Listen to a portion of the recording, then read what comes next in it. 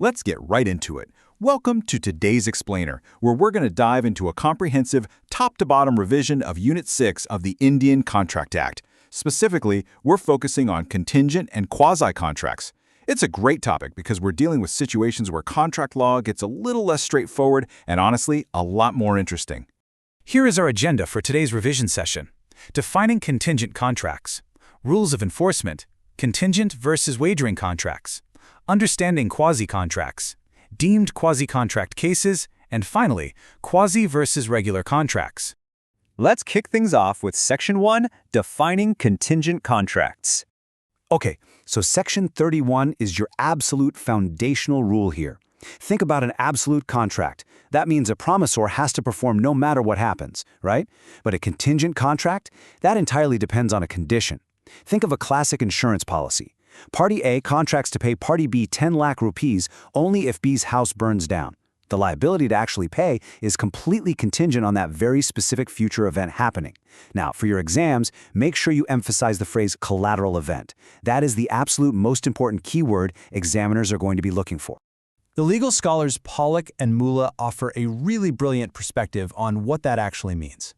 They define a collateral event as something entirely separate from the promised performance itself. So, if I agree to deliver 100 bags of wheat, and you agree to pay me after that delivery, well, that's just a conditional contract, not a contingent one. The event, which is the delivery, is part of the promise itself. It's not a separate collateral event like a house burning down. See the difference? For your exam, you need to remember these 4 absolute essentials. The performance depends on an event. That event is collateral. The event is uncertain, and crucially, it cannot just rely on the mere whim or will of the promisor. If I promise to pay you 100,000 rupees if I choose to, well, that's not a contract at all. But if I promise to pay you if it rains on April 1st and I leave Delhi for Mumbai, that is contingent. Why? Because while going to Mumbai is my will, the rain definitely is not. Moving right along to Section 2, Rules of Enforcement, covering Sections 32 through 36. This perfectly illustrates the flip sides of the law.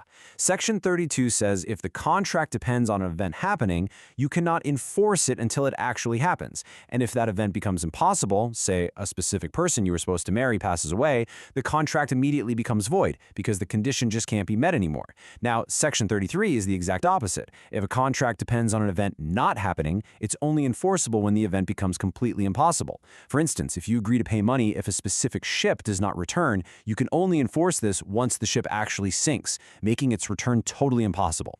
But what if the condition relies on a person's conduct? Well, Section 34 tells us that if a contract depends on someone's future actions, and that person does something to make the event impossible, it is treated as impossible immediately. Take the famous case law of Frost v. Knight. The defendant promised to marry the plaintiff after his father died, but while the father was still alive, the defendant went ahead and married someone else. The court held that marrying someone else made the future condition impossible, so it was treated as a breach of contract right then and there. Now, Section 35 adds a ticking clock to the mix. Let's say you promise to pay if a ship returns within exactly 1 year. The contract is voided if the year passes without the ship returning or if the ship burns before that year is up. Conversely, if you promise to pay if the ship does not return within a year, you can enforce that contract the very moment the 365 days expire, or the exact moment you find out the ship burnt down on, say, day 100. Section 36 is incredibly straightforward but extremely important. Agreements contingent on impossible events are explicitly void from the very beginning. If you agree to pay someone 1 lakh to make 2 straight lines enclose the space, or if the sun rises in the west, the agreement is just void, period. It doesn't even matter if the parties didn't know it was impossible at the time they made it. The sheer absurdity of the condition immediately nullifies the agreement. Let's jump into Section 3, Contingent versus Wagering Contracts.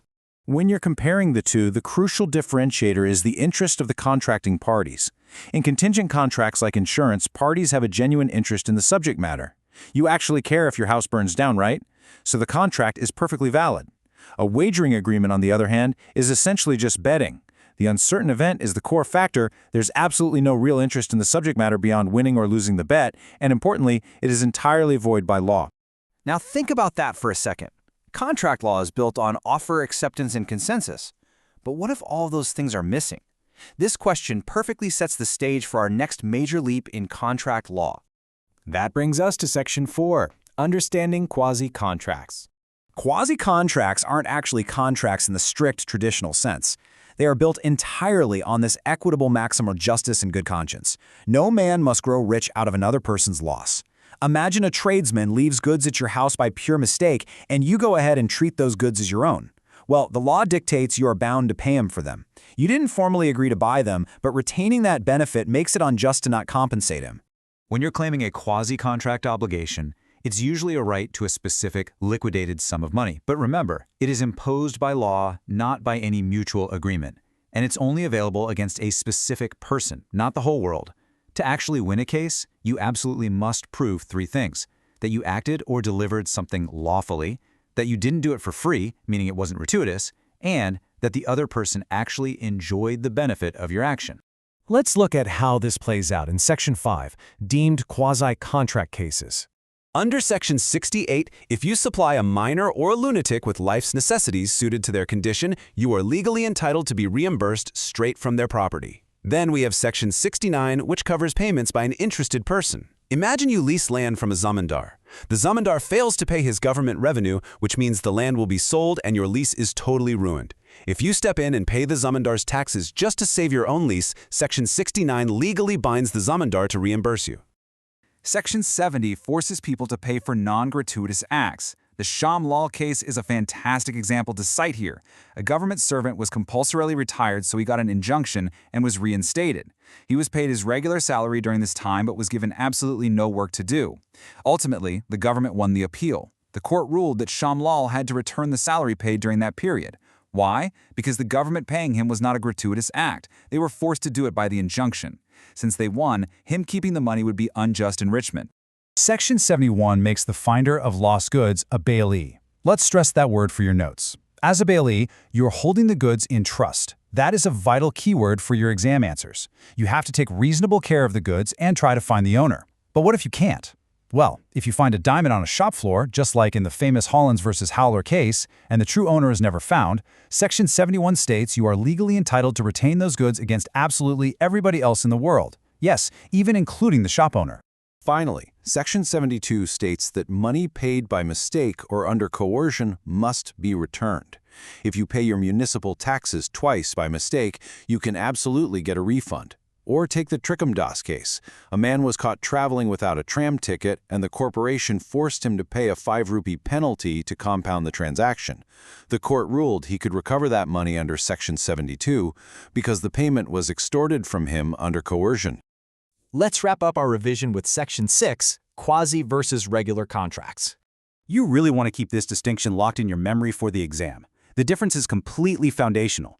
Regular contracts require the presence of all essential elements. We're talking offer, acceptance, free consent, and they are created by the willful, mutual consent of the parties. Quasi-contracts, on the other hand, completely lack those formation essentials. There is zero consent, they are purely obligations imposed by the court to prevent unjust enrichment. From the mistaken delivery of a package to paying a shared bill to protect your own credit rating, these legal principles are literally everywhere around us. As you review your notes tonight, I want you to think about how these invisible obligations constantly shape our daily interactions, stepping in to balance fairness where formal agreements fall short. Are you leaving anything on the table? Keep studying hard, and I'll catch you in the next explainer.